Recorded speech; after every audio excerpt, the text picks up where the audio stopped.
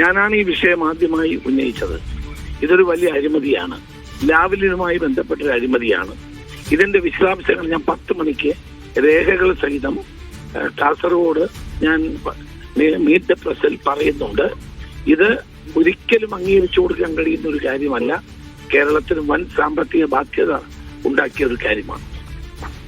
പക്ഷേ ഇപ്പോൾ ഈ സംസ്ഥാന സർക്കാരിന് ഒരു ED നോട്ടീസ് നൽകുമ്പോൾ സ്വാഭാവികമായിട്ടും അവർ മുന്നോട്ട് വെക്കുന്നത് ഇത് റിസർവ് ബാങ്ക് അടക്കം NOC നൽകിയതിനു ശേഷമാണ് ഇത്തരം ഒരു മസാല ബോണ്ട് ഇറക്കലുമായിട്ട് ബന്ധപ്പെട്ട് മുന്നോട്ട് പോയതെന്നായിരിക്കും.